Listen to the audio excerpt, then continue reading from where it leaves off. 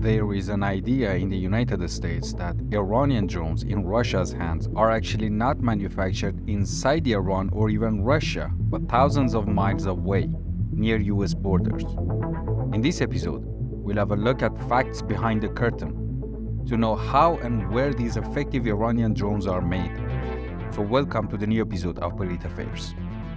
As you know, so far Russia has used hundreds of Iranian kamikaze drones Shahed 136 against targets in Ukraine, and Ukrainians have been unable to confront these lethal flying vehicles.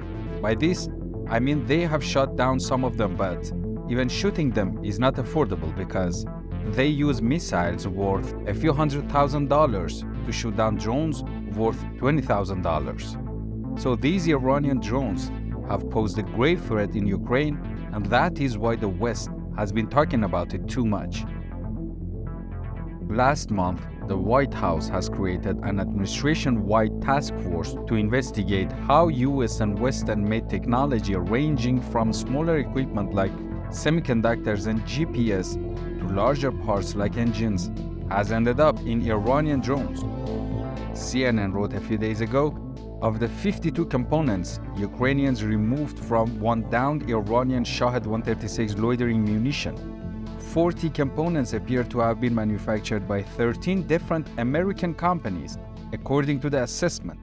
The remaining 12 components were manufactured by companies in Canada, Switzerland, Japan, Taiwan, and China.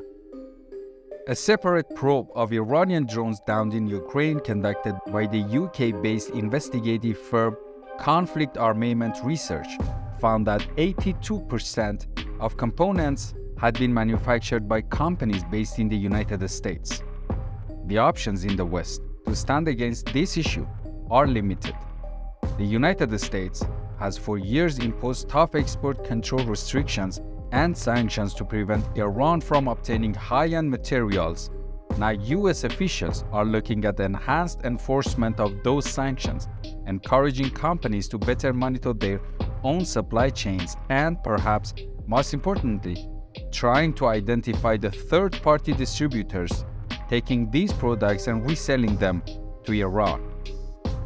In fact, it's impossible to limit Iran from obtaining those parts because they are commercial and not military products, easy to find and buy all over the world. It only shows how Iranian engineers skillfully put those multinational parts together and make a simple flying vehicle that others can't contain and even copy. The rush to stop Iran from manufacturing the drones is growing more urgent as Russia continues to deploy them across Ukraine with relentless ferocity, targeting key infrastructure. Russia is also preparing to establish its own factory to produce them with Iran's help, according to US officials. Now here is the main question. Are these drones made inside Iran in the first place? Americans doubt it. And this is why Tehran insists that these drones are not related to it. They claim these drones are just very similar to what Russians call Geran 2, because they are made of American parts and made outside of Iran. But where are they actually manufactured? The new report has shocked observers. The answer is Venezuela. The Washington Institute wrote, as the United States considers whether to ease sanctions on Venezuela in order to boost global oil supplies, officials should take a closer look at potentially related events across the Atlantic in Ukraine, where Iranian-made Shahed 136 kamikaze drones are regularly buzzing over cities and detonating their high-explosive payloads on civilian infrastructure. Venezuela has been under US sanctions for years in part due to its close ties with Tehran.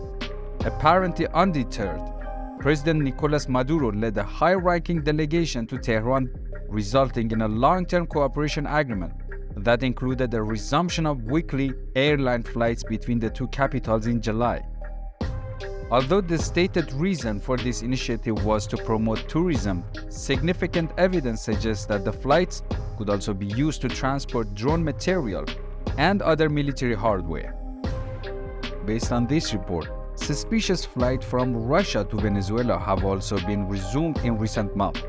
On October 2, 2022, after a month of suspension due to international sanctions, Moscow resumed seasonal charter flights, relying mainly on one Venezuelan airline given the continued European restrictions on Russia's airlines.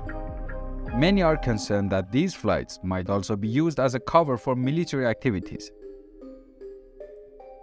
The increase in these suspicious flights has coincided with Russia's increasing use of Iranian kamikaze drones in Ukraine, suggesting a potential connection. In all likelihood, Iran's drone production capacity cannot meet Moscow's growing demand, perhaps forcing Tehran to establish a secret production line in Venezuela for the Shahed 136 and other drones. Such arrangements could give Tehran plausible deniability. Since mid-September, Russia has been escalating its use of Iranian-made Shahed 131 and 136 kamikaze drones against Ukraine, adding Kiev and the country's power plants and radar stations to the target list. The Mohajer 6 surveillance and attack drone has also been used. However, Iran-Russia cooperation in the drone area has a short history behind it, but Tehran has launched production lines in Venezuela years ago. In the early 2000s, President Hugo Chavez counted on Iran's military assistance to counter what he described as the American hostility. In 2012, he confirmed reports that an Iranian drone production line had already been established in his country. A year later, the government unveiled a number of unmanned Mohajer 2 reconnaissance drones. In 2020, 1 month after Washington announced new sanctions against Venezuela for buying Mohajer drones and other Iranian arms, President Maduro spoke of plans to expand domestic drone production efforts with Iran's help. And finally, last year, Venezuela showcased different types of drones during a parade, which were all copies of Iranian drones and manufactured inside Venezuela. So this country now has more capabilities to manufacture these Shahed boys than Russia could have. Therefore, the story of Iranian drones gets more and more fictional when you know they are actually made of American parts and near American borders. Thanks for watching and sharing your precious time with me.